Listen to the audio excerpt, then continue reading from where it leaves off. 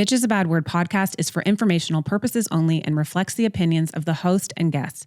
It contains explicit content and discusses sensitive topics such as domestic abuse, sexual assault, and violence, which may be distressing to some listeners. Please take care of your emotional well-being while listening. While we strive for accuracy, we make no warranties about the completeness or reliability of the information, and any reliance on it is at your own risk. We do not endorse third-party views and are not liable for any defamatory claims. Listeners should conduct their own research and consult professionals before making decisions. If you or someone you know is in danger, please call 911 or contact the National Domestic Abuse Hotline 24 hours a day, 7 days a week at 800-799-7233 or text START, S-T-A-R-T, to 88788. We've got your back, besties. Caliber Studios has not independently verified the information you're about to hear.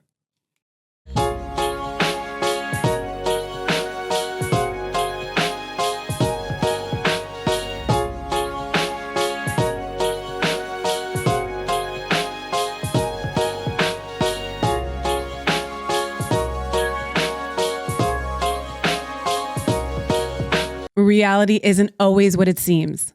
It's what you make of it. Sons of Anarchy actress Ali Walker debuts her electrifying new thriller, The Light Runner, on June 6th at Amazon and Barnes & Noble. But our bestie gang can pre-order it now at aliwalkerofficial.com.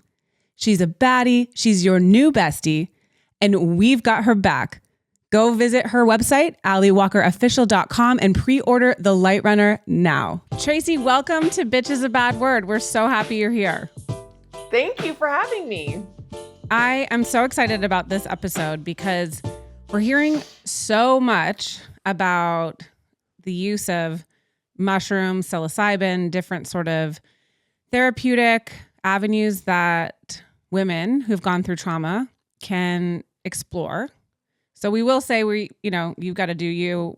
All the laws that apply to your state are, you follow your rules. We're not endorsing, condoning, whatever, anything. We're just here to talk educationally about alternatives to traditional pharma drugs, in my opinion. Mm-hmm. So let's start at the beginning. How did your journey begin? Oof, that's a long story. I'll try to see if I can truncate it down. But essentially, we can thank the COVID lockdowns and the loss of a former business that I had for almost 10 years. I actually had a live comedy show that I co-created, produced, and wrote with my best friend and business partner about parenting. And when the lockdowns happened, we had to cancel effectively 100 shows that we had planned for 2020. And over the course of, really 4 weeks, and then 2 years, just watched our whole business that was really successful. We toured the country, been to every major comedy club, performing arts center in the country, and we just watched the entire thing slip through our fingers like sand. And anyone who's listening who's an entrepreneur understands that a business is like your other baby. And so the grief and the loss of that was palpable, especially when it's not your fault. Like, we didn't do anything wrong. Everything was going right. And so not only did I find myself with a lot of time on my hands, I had also been on sort of a spiritual journey for several years prior to that. Really, when I turned 40, I think there's something that happens to a woman when she turns 40. You start to ask those big existential questions of like, how did I get here? Is this the life I want? Who am I? What does it all mean? Is it all bullshit? And so that journey combined with losing the business, combined with a global pandemic, kind of just gave me a chance to experiment with psychedelics. And not really experiment, but think about it. I had been reading about them for a long time and just always thought like, well, ayahuasca sounds great. Psilocybin sounds great, but I could never do that. I'm a mom. Like, there's no way. And I grew up in the 80s and the 90s and the Reagan era, never did drugs or anything. Never thought that was anything I could do, or that I would, die if I tried magic mushrooms. Were you a Proud Dare member? No, but like adjacent. I probably could have been. Yeah. I mean, I was like, those were the years where I would like go into a bathroom and worry that I would get addicted to drugs because there'd be like drugs on the toilet seat. You know, the same way we all thought we were going to get pregnant from a toilet seat, like crazy town. And so anyway, that summer, my same best friend and business partner called me and she said, hey, I want to invite you to this camping trip with a bunch of other women and moms outside Boulder, Colorado. I really want you to come and you're going to put your big girl pants on and you're going to take some magic mushrooms. And I was like, okay. And so that was my first psychedelic experience at the ripe age of like 44 or something. And it was amazing. The classic like first psychedelic experience. I saw a grid over the earth. I just felt connected to everything in nature. I reaffirmed my belief in God. I laughed. Like it was like the best night ever. And I was hooked. And conversely, when I was 41, I actually had to have a full hysterectomy. I had stage 4 endometriosis my entire life from like my 20s up until the day of the hysterectomy. Barely got pregnant. Like not hundreds, but felt like hundreds, tons of surgeries, just a life, 2 decades really of severe health issues to the point where my doctors were like, if we don't, like we couldn't even find my uterus and my ovaries. They were fused to like the side of my ureter. We had to hire like a top cancer doc in the country to do this like very delicate surgery so I didn't have organ failure. Oh my God. And so they took everything, cervix, ovaries, uterus, everything. And so when you have a full hysterectomy, not just your uterus removed, you go into instant menopause. So at 41, I walked into that hospital with hormones and I left about 30 hours later with hot flashes. Like that's how fast menopause kicks in.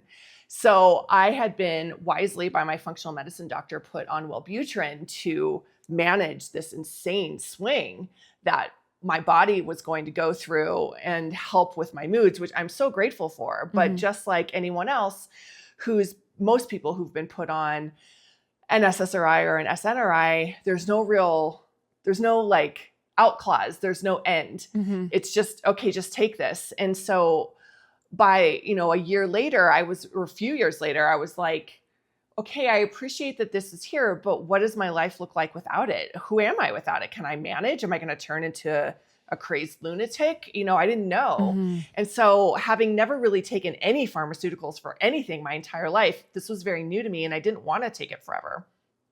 And so after that camping experience and having had read and researched so much on my own, microdosing just really like made sense. And so I went back to that same doctor and said, hey, how do I get off Wellbutrin? And what do you think about microdosing as an alternative? And she said, I actually think that sounds great.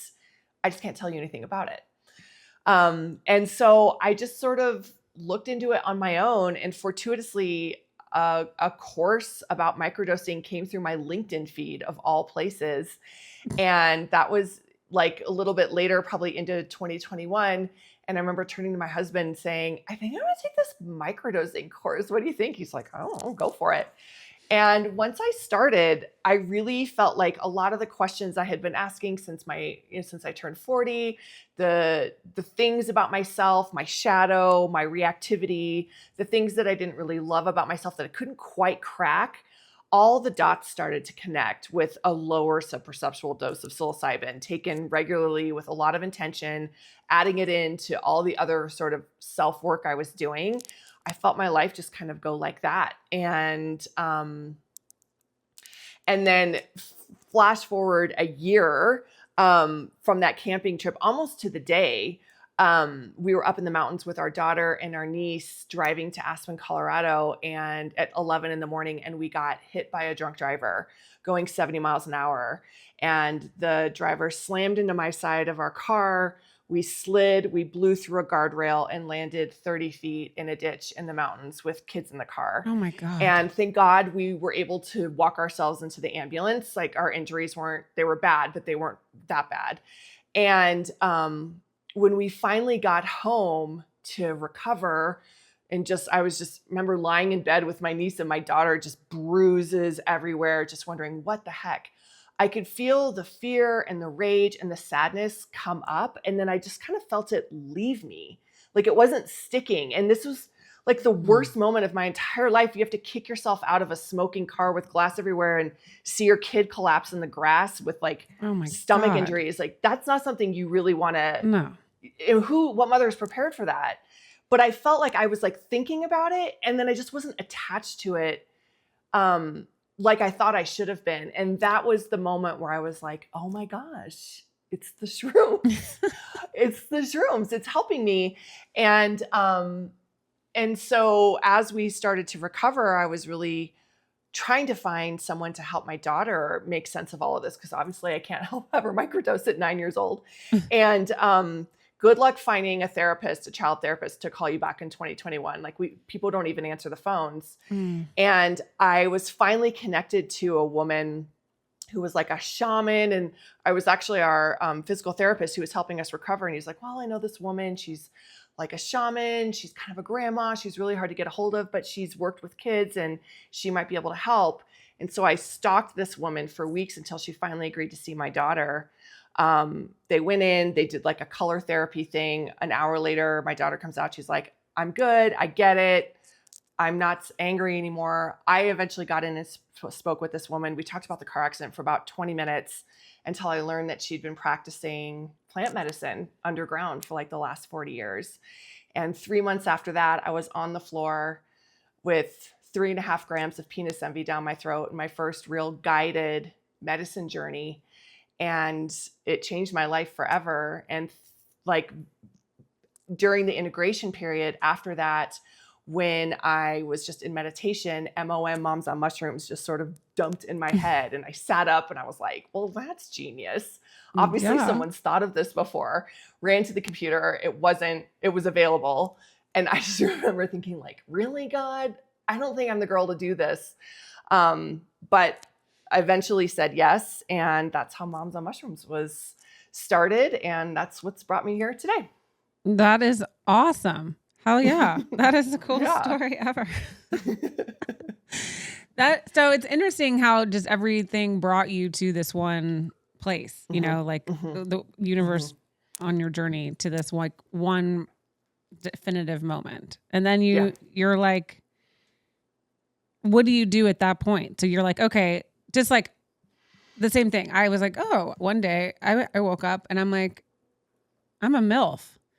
But I'm a mother in litigation forever. And so, like, what do you do with it? You just start walking in the direction towards, you know, the light. So, well, let's be honest. You cry for a long time. You say no, and you question like, why me? I think for a long time until you finally start walking. Right. That is very true.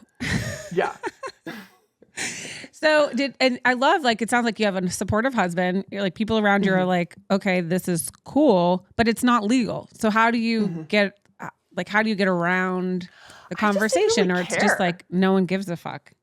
Yeah. I just didn't really, you know, I think when you have profound experiences with any entheogenic medicine and you see the trajectory of your life change because of their impact on you, you just kind of stop caring about outdated laws and outdated information. And that's really, I just didn't really ever, I mean, of course I thought about it, but I was just like, in my mind, when I decided to start Moms on Mushrooms, truly, I was just shown so clearly that this medicine has come back in this period of time. I think specifically for people like mothers, because it's so connective and it's so heart-centered. And the thing that we've been missing for several generations really is true connection, true trust with each other, true community. And I think magic mushrooms especially can help reestablish that.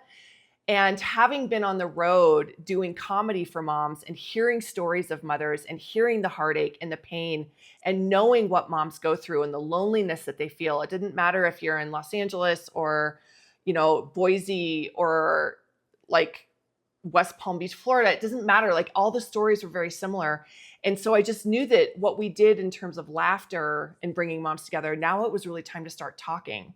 So I I just kind of thought it's illegal and it's dumb. And so I'm just going to start talking about it because people should have the right to have, like you said at the beginning, an alternative for their healing. And it's not that I think, well, I kind of think everyone in the world should take psychedelics, but of course it's a personal choice. And so in my little corner, I just want to present that option of choice for moms who think that maybe it's something for them. That's awesome. So, I mean, like, what's the state of the average mom that you see considering microdosing? Yeah, it's pretty common. One, I would say about 90% of the moms who come to our community are on one, if not several medications, mainly SSRIs or mood stabilizers, sleep aids, one layered on top of another to the point where a mom is saying, I don't even know what these do or what's working. I don't remember the last time I've cried. I don't remember the last time I've laughed. And something deep in her soul is like, this isn't the way I want to be for the rest of my life. There's got to be another way. And so we see a lot of those moms who are just ready because they've tried everything else and nothing is really working. They just want to feel like themselves. A lot of moms are also asking those same existential questions and just want to go deeper and kind of unlock the things that are hard to get to. And I think magic mushrooms are a really good tool for that. Many moms are just overwhelmed with parenting. And so they know that they are distracted, they're addicted to their phones, they're pulled in a million directions. And that manifests as like, I kind of hate playing with my kids, or I'm yelling at my kids too much. I just want to be present. I just want to be calmer. I don't want the chaos to like send me over the edge so much. I would say those are probably the most common reasons why people find moms on mushrooms.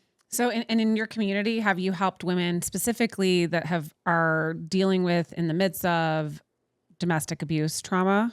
And have you seen any results or are they not ready? I would typically, if they're in the middle of domestic abuse trauma specifically, we would suggest that this is a great modality to pursue when the dust settles a little bit and you're in a bit of a safer environment. One thing that's really important to understand about psilocybin is that it can amplify. It's a non-specific amplifier, so it can actually amplify sadness, grief, fear, anxiety. So if you're in a place of deep distress, it may not be the best modality to use in that moment, but as more of like an integration tool when you're kind of out and in a safer space and you have support, then it can be something that can really help clear a lot of the emotion and pain that's kind of like clinging to you. So I can't say that I can think of any one specific thing. I think we deal with a lot of women post-divorce, newly single, kind of trying to put their life back together. I think that's probably more. So I've heard from I live in California, so people are doing all sorts of things, obviously. Sure. But there's one person in particular that I know, and they talk about this like healing journey that you can go on with psilocybin. And they suggest that you can go almost right to the source. This is like not a microdose, he said. This was like an experience. But you can go like right to the source of your pain. Like meet that little girl who's struggling and like almost in a session do what, years of therapy would require to heal from. Is that your experience? Yeah, 100%. Large dose psilocybin journeys are, I think we're just scratching the surface on the applications and how actually powerful they can be.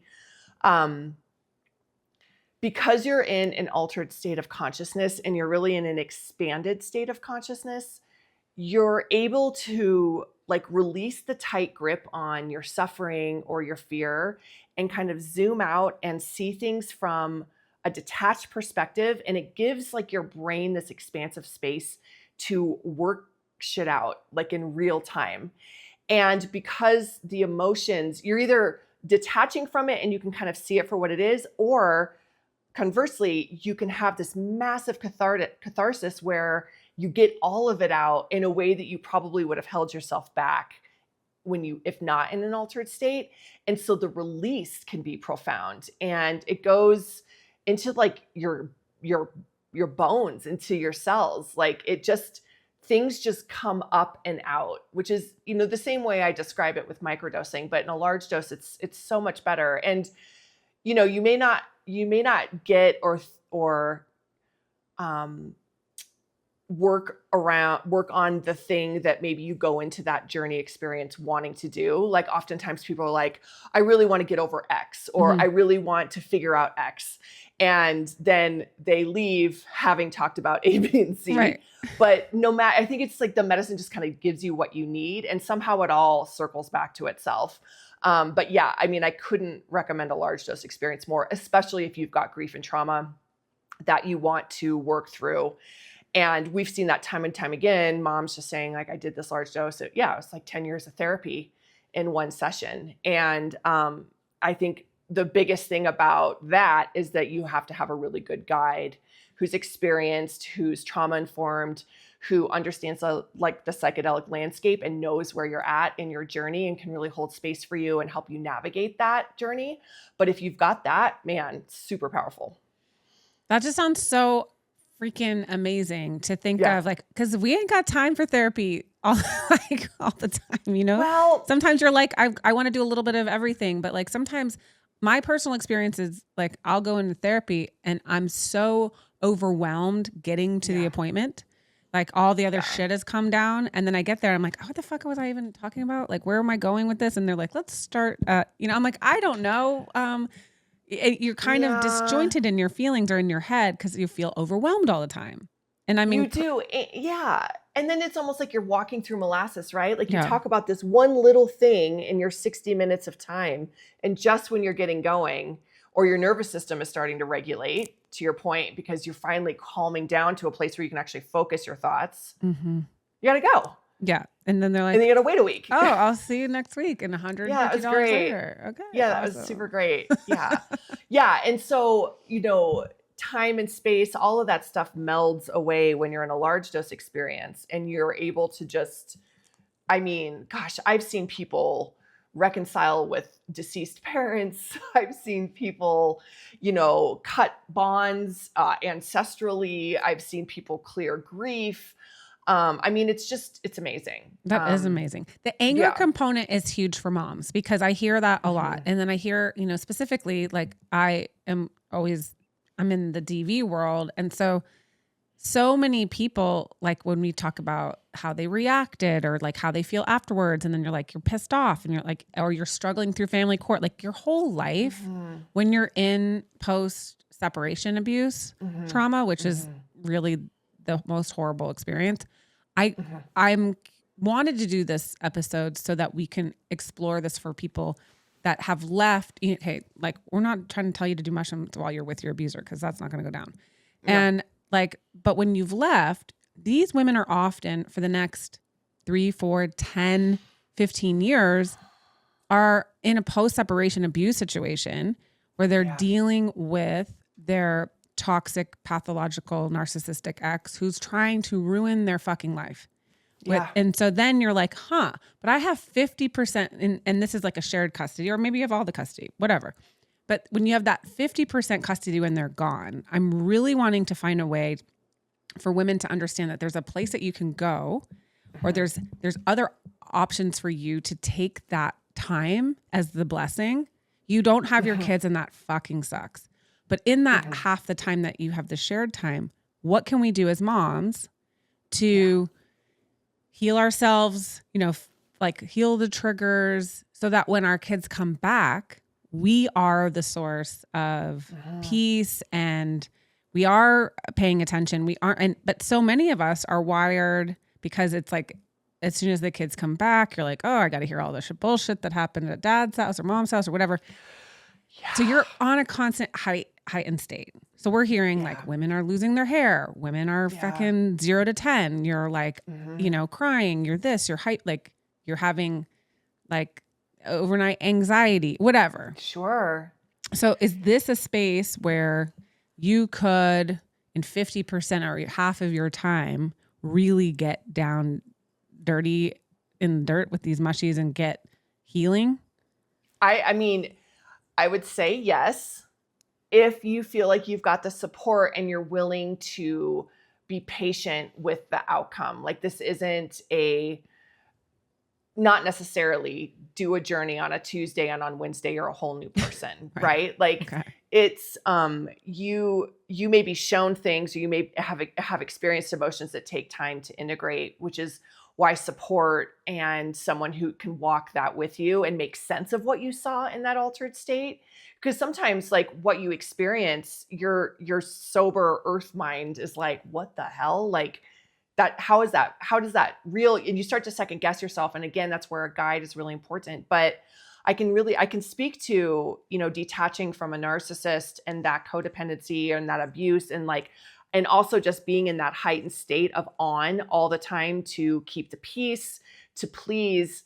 And then of course, the triggers that happen when the kids come back, and the anger that you haven't resolved is compounded by your desire for your children to feel safe, to not have to deal with this. And I mean, it layers on. And so it really comes down to deep, deep nervous system regulation.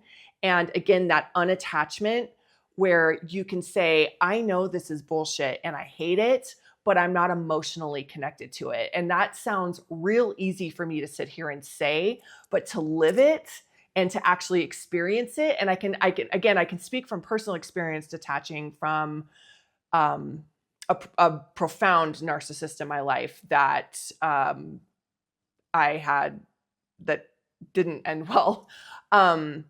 It was medicine journeys that allowed me to clear it, to see it for what it was, and like release that attachment.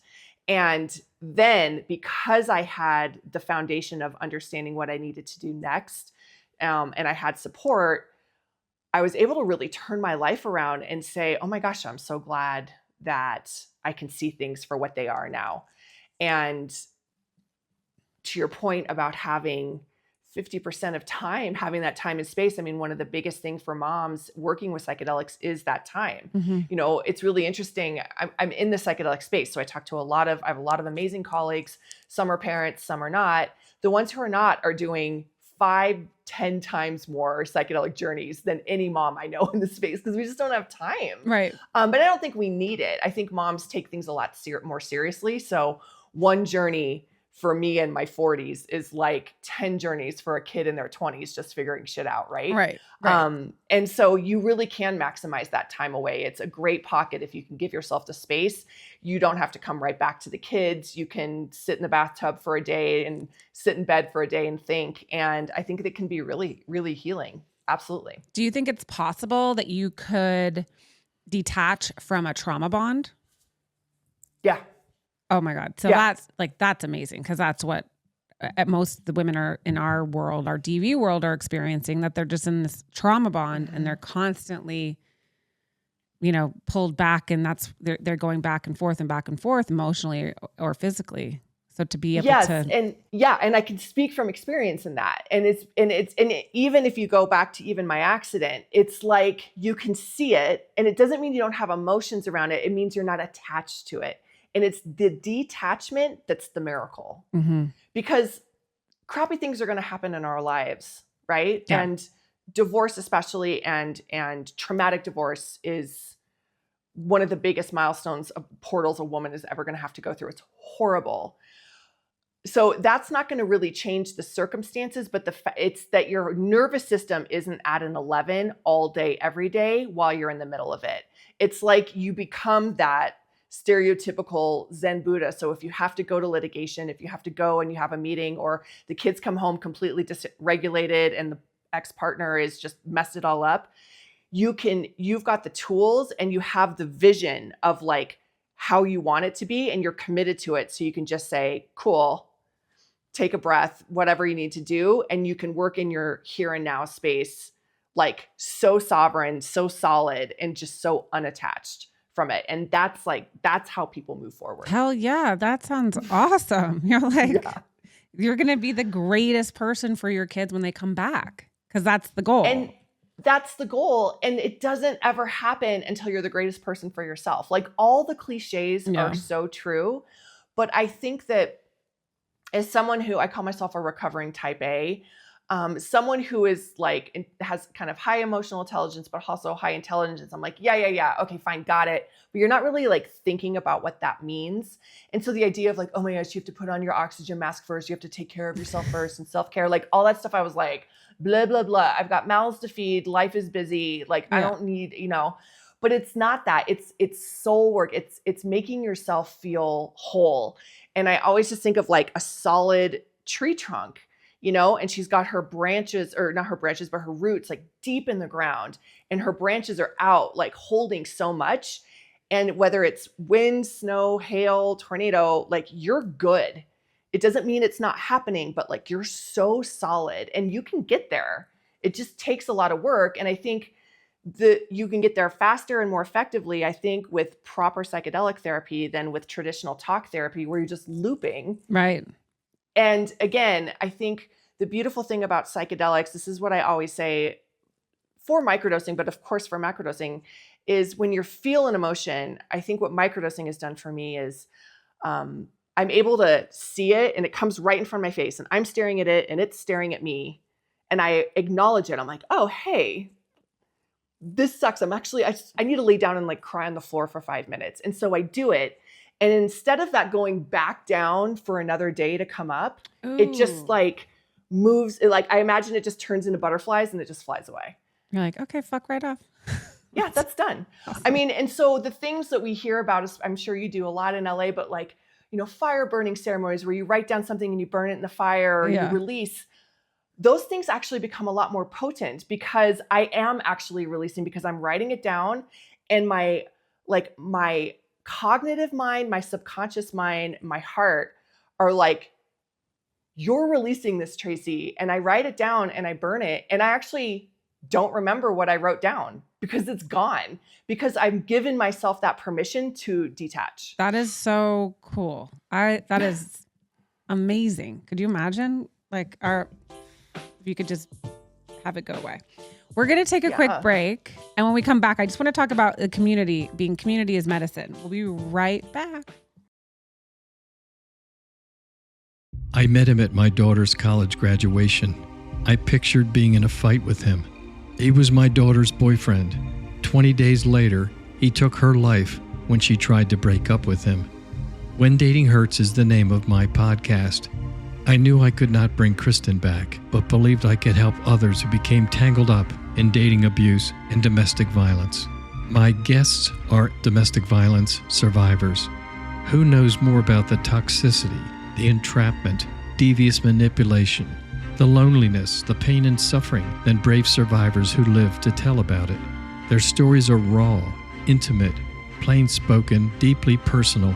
For many, this is the first time they've told their stories in one place. Today's survivors want current victims to know there are ways to achieve freedom. There is a process that's safe, that this can happen to anyone, and that you are not alone. Join me and my courageous guests on the When Dating Hurts podcast. It's a series of lives being saved. This is like the coolest conversation because I think somebody listening who is going through this trauma that they've gone through. So wherever, on the show, we want to tell our besties that we're going to meet them wherever they are on their journey. Mm-hmm. And, we say there's no shame in, going back if a woman leaves domestic violence 7 times. But my excitement in having this conversation is maybe in these moments where, your people have to go back for other reasons other than just emotional, right? Financial, kids, whatever. But the women who are trauma bonded, to the women who are as soon as they leave, they're all the mess is just sitting around them in a big pool of confusion. And did I make the right decision? Imagine in that moment, you could heal yourself so that you see the person who is the shittiest person for you for who they are. You could see your abuser for who they are. That to me seems like we can start eradicating this freaking problem where women are you're going to go, we always talk about trauma informed, right? You can have the best lawyer, but if they're not trauma informed, you're fucked. You can have the best therapist, but if they're not trauma informed, you're fucked. This is all sounds like this could, you find the right healer and who's trauma informed and could guide you through this journey to a place of like rediscovering your worth. That is amazing. Yeah. I mean, it's miraculous. And, if you look at what we know about psilocybin and PTSD therapy for vets, so similar high trauma, right? Like fills you up past your head. And a loop that you can't quite get out of that can cause self-harm, can cause harm to your families. And you're like, your trauma has taken over your identity and how it's the lens through which you see the world. We know that psilocybin therapy, MDMA therapy, sometimes ibogaine, we know that if applied in the right set and setting with the right guide, it is able to get through that huge veneer and get right to the heart. And so not only do you see it for what it is, but you see your role in it and how you can release it. And then this is the crazy, crazy, crazy thing. And I can, again, speak from experience because it's happened to me. You can find gratitude in the journey. And you can find gratitude for where it's brought you to this moment. And that is part of the detachment because you're like, oh, okay, now look, here I am. She wouldn't have been here if this didn't happen. I hated it. I don't ever want it to happen to anybody else, but I am here. I am whole and I get to make whatever I want from this. And that is really where the miracle happens. How powerful is that, right? I mean, like, because I say the same. If I hadn't gone through what I had gone through, this show would not exist and it would not impact people all over the world to hear my really bad decisions sometimes and make different choices, but also to feel like they're not alone. So I do try to find that for me personally, that gratitude, but that's a really fucking weird word when you're like, oh, I feel really glad that my life got thrown upside down. Like, Oh my gosh. It's totally it's weird. It's a weird word. It's a weird feeling. Yeah. Right. You're like, huh? So like, I could see like, you can't do that without like sitting here completely sober. You're like, what? No, I'm not like, there's no gratitude for that. Fuck that. Like, fuck that shit. Like, no. So, but imagine you could get to a place because anger is such an interesting word to me because it has like, it's such a stigma word because you're like, oh, he's angry. That's why he did that to her. Or she's angry. That's why she did this. But I think anger is it's bigger than that. Like anger can just be like, just a feeling, right? Like sitting in your body, like ruminating. You're not necessarily like angry at something in particular. Well, I think anger can also just be a manifestation of something underneath it, which is typically fear, sadness, or shame. And then it manifests itself as anger. So what's underneath the anger? Is it deep, deep, deep sadness? Is it shame, which can be regret, self-loathing? Or is the anger fear because of loss of control? And so if you can identify why I'm raging and you can get underneath it, like what's underneath the tears, right?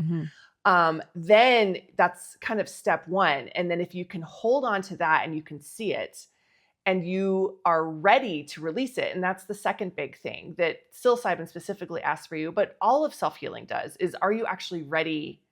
Are you ready to release it? Are you ready to change?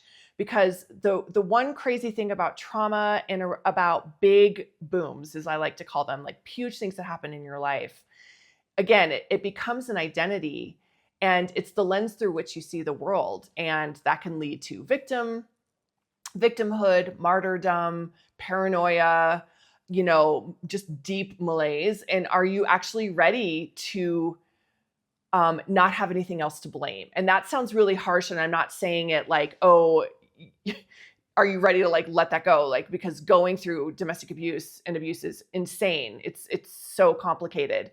But at some point you just have to say like, that's not going to be my story moving forward. And then you have to choose to let it go. And that can feel very scary because there's safety. Our ego understands us in this heightened state. Our ego understands us in in an accelerated nervous system This is the world that our ego understands, and our egos don't like change. So our ego is going to do everything to convince us just to stay like this, because even though this is bad, we know what to do with it because we've existed in it. And it's on the other side of that, like, wow, who is she without this story? Who is she without this drama? Right. That is, and if you've been in an abusive marriage or situation, it's part of your like your marriage is part of your identity. The life that you had is part of your identity now. And then now you're a mom. Like we say too, like you don't have to be a survivor of domestic abuse if you went through it. You can just be Lindsay or whatever. You can just be your person. Right. Like it's like you don't need to have the name tag. And no, you don't need the Girl Scout badge at all. No. And I'm like, and the enmeshment is real, right? Like who you were in that marriage may not be who you are. We put masks on for self-preservation. Oh shit. That's so important that you said that, because like, again, if targeting the woman who's listening, who's being abused, you're also being told, you're like gaslit. You're being told you're something by your person that you're not. So you're believing all of these personality, you're too sensitive, you're this, whatever they're telling you. And you've believed that for so long. So imagine being able to like walk out into an experience where you're like, oh shit, wait, hey, that's me over there. That's me. Yeah. Like you believed it, or you at the very least you had to act it, right? Like to keep yourself safe, especially if you've got kids, to keep your kids safe, to keep the environment at some level of stasis. Mm-hmm. You had to become the version that the abuser wanted for you. Right. That may not actually be who you are. And then underneath that, there may be shame for becoming her that we get to release. There may be regret, and I've made these mistakes, but like underneath that is a life ahead of you where you don't have to be her anymore.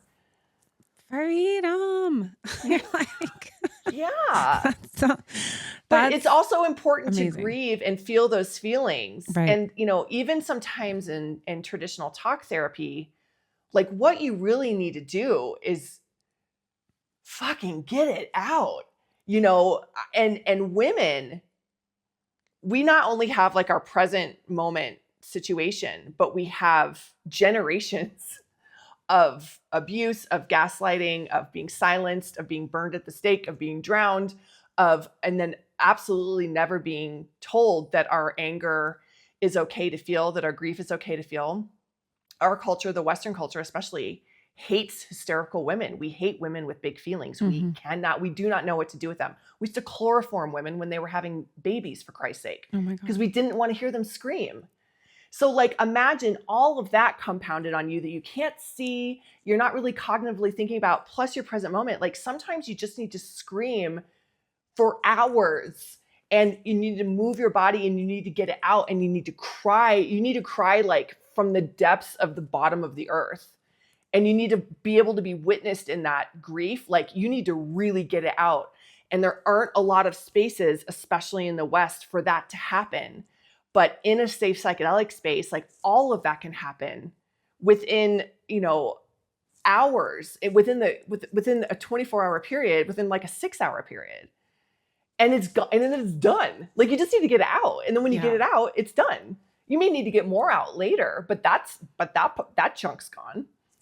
That because you can close it out. Like I love that you said a few times the loop, and like that's what I kind of feel like I have been in for all these years. Or you're like on this negative feedback loop, and you're just like, God, I wish I had done, and like mom guilt is real. Oh, and like so real. You're always going, oh, what the fuck, I could have done this better. I wish I didn't do this. So. But that's like a loop you're saying. We've trained. Well, it's true. It may be true, but like, sitting in that bath isn't going to do anybody any good. Mm-hmm. Right? Like better to acknowledge it, feel it, rage about it, maybe thank it, and then just say like, okay, that exists, but who am I now? And how can I apply it? How can I do better? Mm-hmm. Like, let me be the version that isn't going to do that again. Like that's all we can do in life is learn from our lessons. And I remember even going back to that car accident, we were in the hospital and we had been released from the emergency room. We had no shoes, no wallet, no anything, no phones. And we were standing barefoot with like some blankets the hospital gave us, waiting for someone to drive up 5 hours from Denver to pick us up and take us back home to our house. Oh my God. And I remember actually thinking, I was seeing the words come out of my mouth and I was telling this to my daughter. And I was like, oh my God, who are you? And I was like, there's a lesson in this, Evie. It sucks right now, but we're going to know what this means in a little bit. And that is not the Tracey that would have said that. If I had done that, if that accident had happened pre-shrooms, I would have just been deep in the sorrow of what happened. Mm-hmm. But I was already, it was like my brain was so open and I wasn't high or anything. I don't even know if I microdosed that day, but my neural pathways were so open and my heart was so open that I was able to say, this sucks. And what else? What else do we get? And that is freedom. That's sovereignty. That's the point. Yeah. That sounds not to avoid it. It's just to say, okay, here we are. To go head first into it. Like and that's because I was able to melon ball out things like fear of facing my emotions. I was able to melon ball out like fear of saying the words that I was feeling in my heart, right? Like I stopped censoring myself. And I chiseled away at my own heart wall for so long that I was just, you're like clean. You're clean with your thoughts. And then from there, you get to heal potentially faster. And again, I don't want to say like I'm walking on sunshine all the time. That's not it. It's just, it's like you can observe it. And I really love the observation element. Well, that's super important because, but it also sounds like when this is all cleared, you can get a lot of shit done. Mm-hmm. Like you're not stuck in this loop. You're not stuck. Like, so women who are like rebuilding their life, especially, moms after abuse, you're like, I haven't worked in 10 years. I don't know, what I'm going to do. But then you're distracted and you're guilt ridden and you have all these. And you're overwhelmed. Yes. And there's fear, of course. So it sounds like you could end up bettering all aspects of your life by being able to clear away the shit. Yeah. And then that like you're also your support system. And I've been on this path for over 5 years. So still not very long, like definitely a humble student. And the things I needed to clear took a long time, but I had this fortitude to do it. And I knew that I was supported by the mushrooms, by my team, and by my own commitment to my work, so that, the highs and lows, yes, they're there, but yeah, with every step forward, one like link of the chain is being released.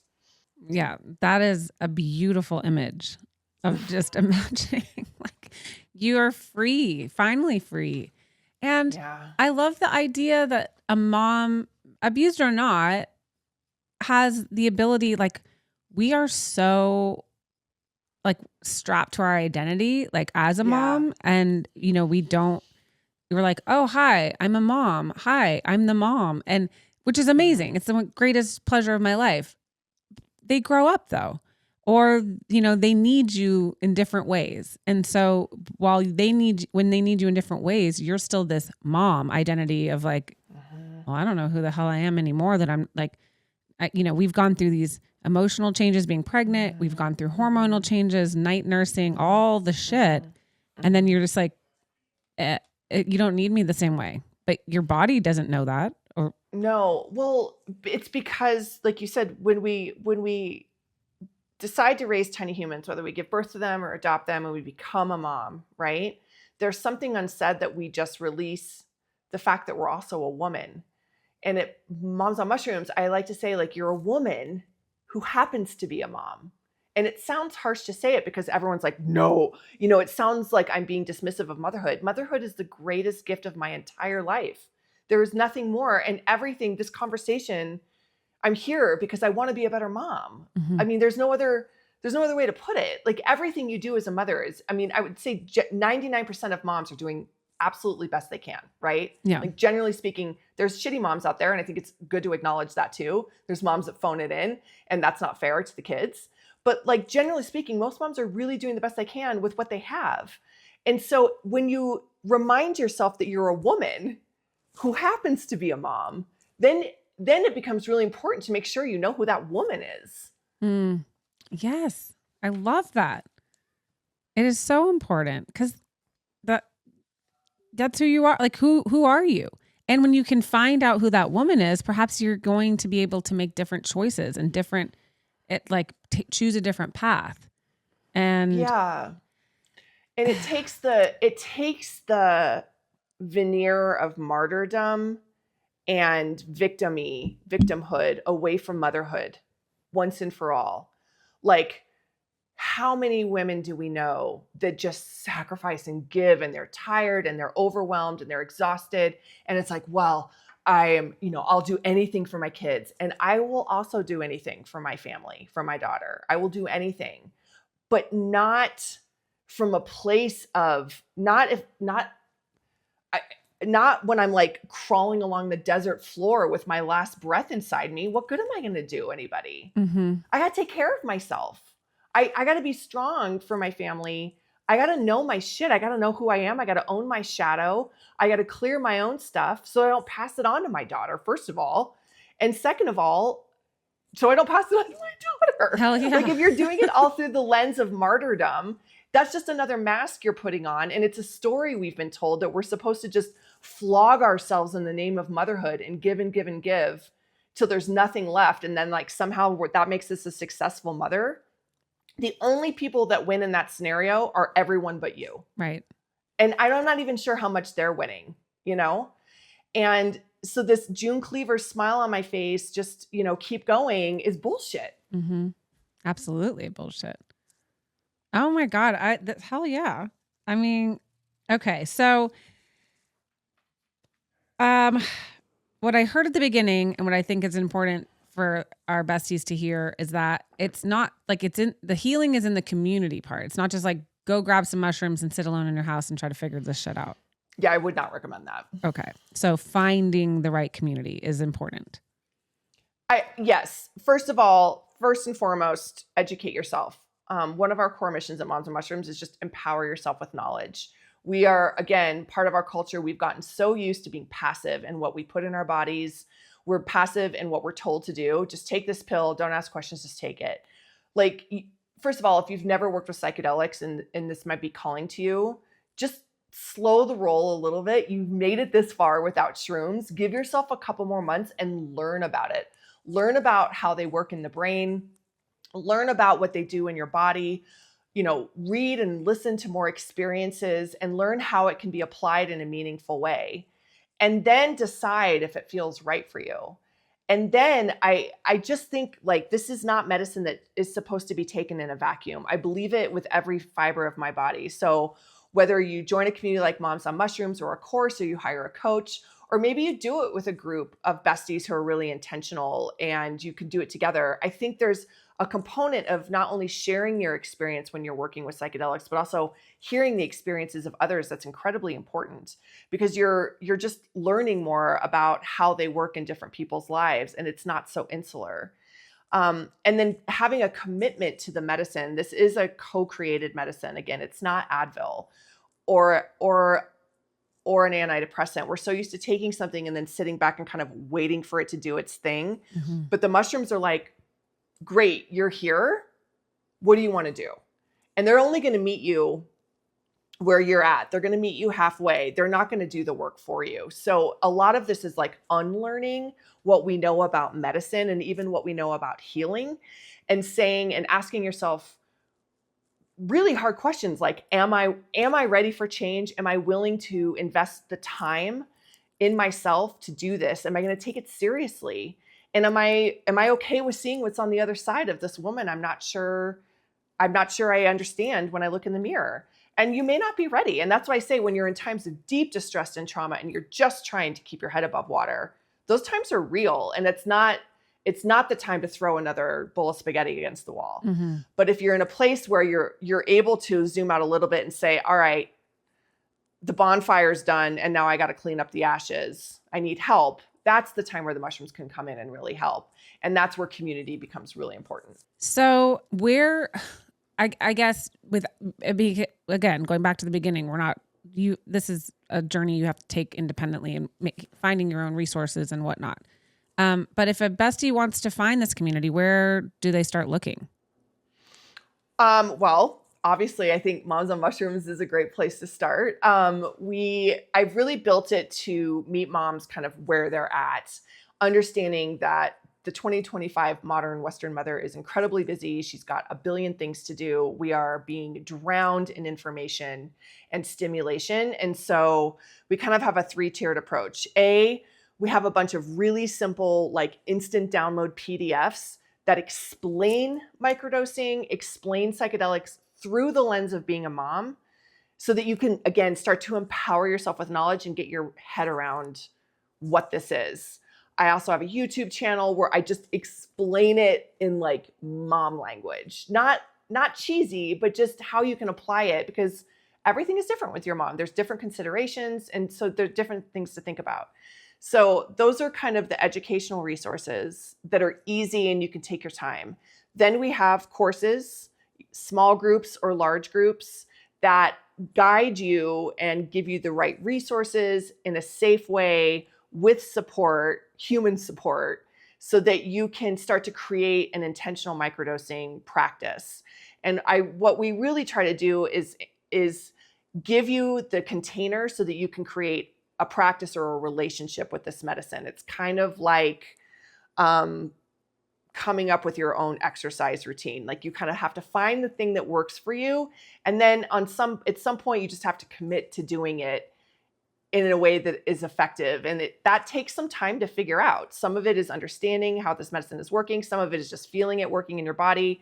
And again, because it's a non-specific amplifier, it's also really nice to have community around you when you just wake up one day and you want to burn it all down, understanding that that is something that's coming up and out of you, and not because what we see a lot is moms will just be like, well, I started microdosing and I've been crying for 5 days, so it's not working. I just need to go back on my SSRI. And we're always like, oh gosh, no, it is. It's just that we've been taught that you're not allowed to cry for 5 days. Right. Like there's something wrong with you. And being whole in your pain is a really beautiful healing practice, but you need context for that because it's not readily available with our society. Yeah. And so that's what the courses are for. And then we have, if you're really serious and you want connection and you're really ready to kind of take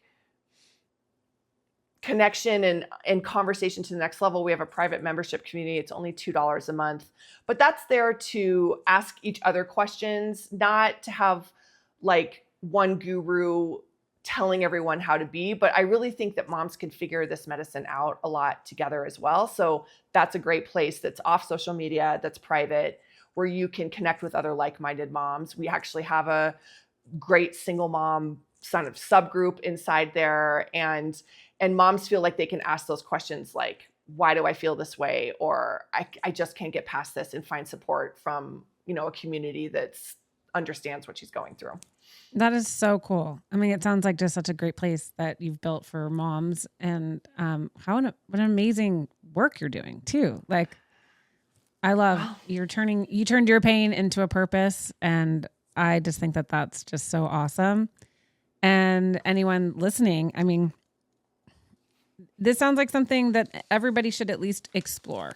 The PDF at least, and just sort of understand like where you're at. Just think about it. Let us tell you from, our team is moms who've had all sorts of life stories, because we all have scars. We all have things that have happened. So we were able to apply our medicine work to all these different things that have happened to us. For example, just really quick, like one of the women who kind of takes our phone calls, and she's really our client liaison, and everyone knows her name is Renee, recently did a large dose journey, and finally, in her mid-40s, got over her fear of flying, like was able to get the root in that psychedelic space, to get to the root of it and just release it. And she still doesn't even like know who she is without this insane fear of flying, Oh my God. Cause I can imagine, like, she's like, oh yeah, I don't like to fly. Like, she probably talks about it all the time. That's who she is. I don't fly. Mm-hmm. Wow.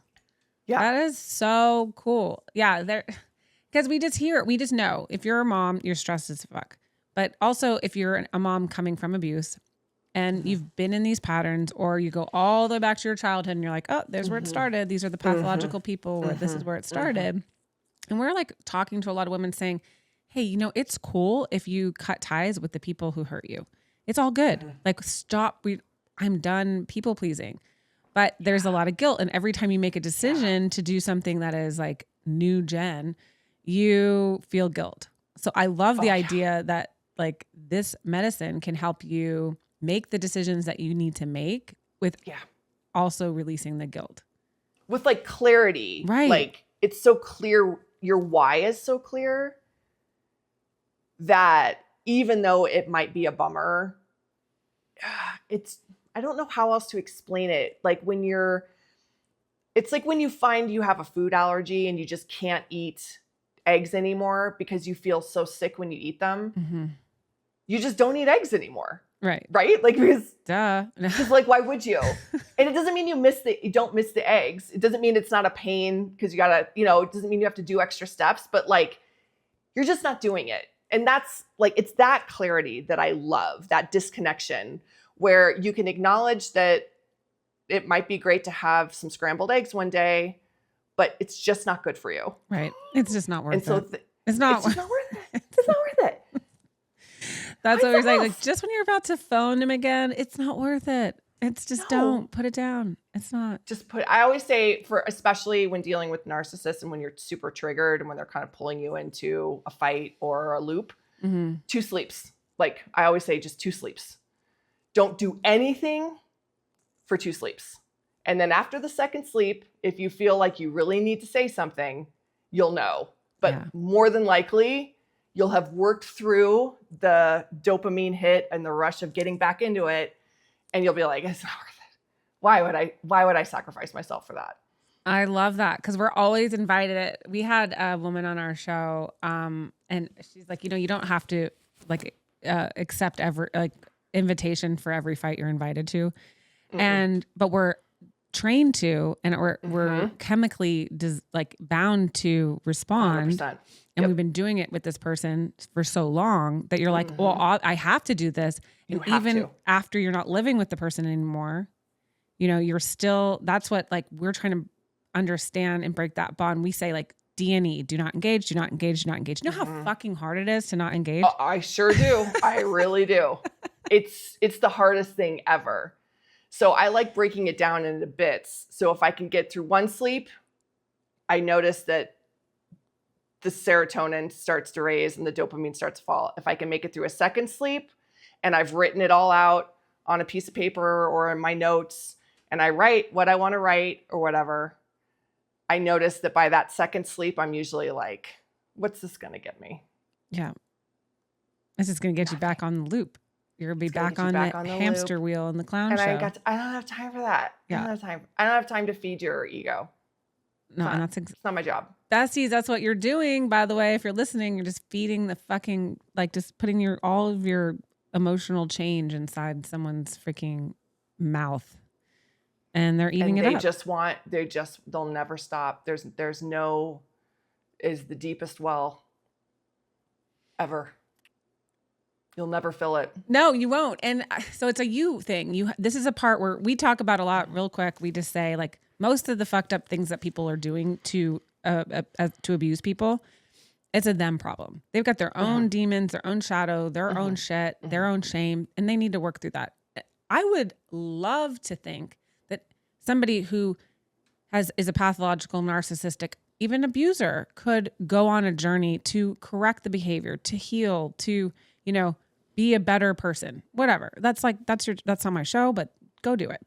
And like we can have better people in this world, but our besties need to understand that you are now responsible. That part of the problem is you're responsible for your part, your role, and your own healing journey. So to do that in a space like this sounds freaking rad. It also feels like a place that you can go to a safe community and say, hey, like no shame. I'm doing this. Because here's the other thing. When you get like a pill, they give it to you. They're not talking to you every day and asking you how you're feeling. No, And there's no root. There's no root, and it's root cause. It's all, you got to get to the why. I mean, the one thing we say at Mom, even before you start, is like, know your why. Why are you microdosing? Mm-hmm. If you're microdosing because you want to get rid of the feelings, not going to work for you. Mm-hmm. If you're microdosing because you've got 3 days and you need massive change, ain't going to happen. Like, not going to happen.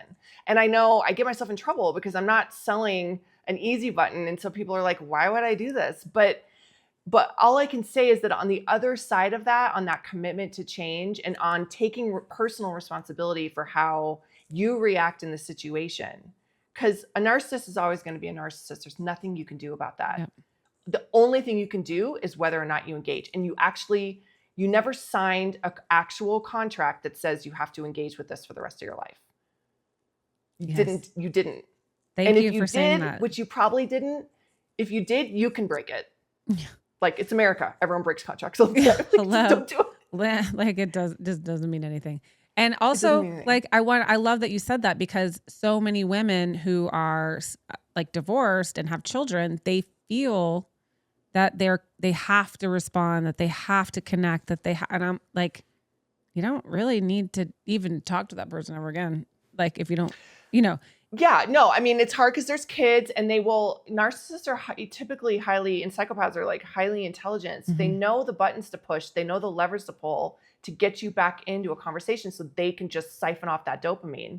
Yeah. And so they're gonna use your own fucking children to get you riled up so they can get you back into the fold. Mm-hmm. And that, again, that's where you've got to be that rooted tree, and you have to be so clear on what's actually right in like actual reality, because narcissists and psychopaths don't live in reality.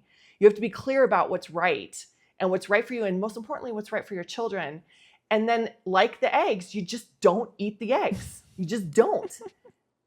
And we are so programmed, and women are empathetic, right? Yeah. We're Oh my God. We're kind-hearted, loving people. That is our superpower. Mm-hmm. And so when someone reaches out and is either, in a place that they're acting like they're hurting or they're even angry, we want to fix it. That's our instinct. So I have a lot of compassion and understanding of why you want to get back in and you feel like you have to respond, but you don't. That is a rule and a lie and a story that is not yours. It's not even ours. Like, I don't know whose it is and who made it up and why we all bought into it collectively, but it's been going on for generations and it's got to stop. Like, we don't have to do it. I love it. Fuck that. Yeah, fuck that. It's just it's a bad game of telephone for generational telephone. No, and you would never want your children to talk to someone like that treats them poorly. So like, just take your own medicine. Yeah. Yeah. No, I love that. That's probably the most powerful message I've heard in a very long time. Like, we can fucking shut this shit down. Do it. Yeah, shut it down. That's exactly. Yeah, shut it down.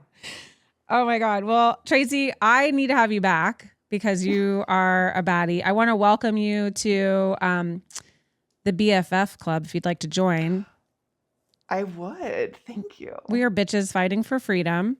And yes, we'd love for you to take half this heart and be our bestie. Received and accepted. Thank you. Amazing. Hi, I'm Sarah Wayne Callies, and I played Dr. Sarah Tancredi on Prison Break. And I'm Paul Edelstein, and I played Agent Paul Kellerman on Prison Break. Please join us on our rewatch podcast, Prison Breaking, with Sarah and Paul. We're going to have all kinds of guests and never-before-told stories, so follow us on Apple Podcasts or Spotify or wherever you get your podcasts. And you can subscribe to our watch party on the link there. We can't wait to see you there. And follow us on Instagram at Prison Break Podcast. See you there.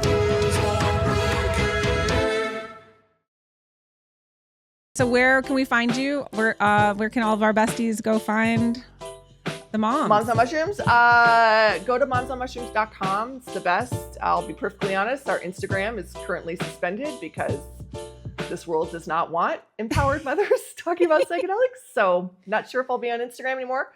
We are on YouTube, like I said, but our website's got everything. I'm also on Substack. Okay. It's called Your Mom Eats Mushrooms. If you want to kind of read more unhinged, long form things that I have to say. And then in terms of just the next best step for you, just go to our website. It easily guides you through, and you can always book a free call with us. It's all moms. It's all moms who've gone through the mom program and work with this medicine. And we got you. We'll help you answer your questions. And we're very honest. If we don't think psilocybin is right for you, we will tell you. It doesn't do us any good to just try to sell snake oil or to sell to someone when it might not be a good fit. So we take a lot of care, and we're here for mamas. We're here for our besties. I love it. Steal that. I love it. Besties. We'll do a hat. We'll figure out some sort of like besties on shrooms. Milfs on shrooms. Milfs on shrooms. Shrills.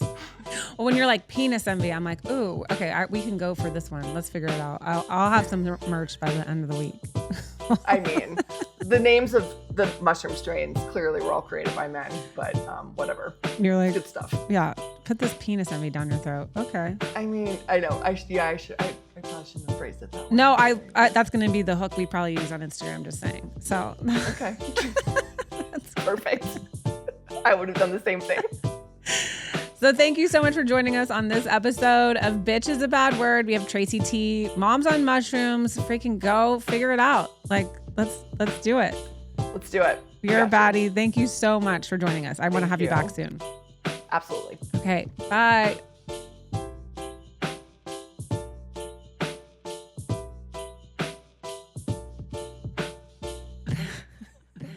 Bitches being bad.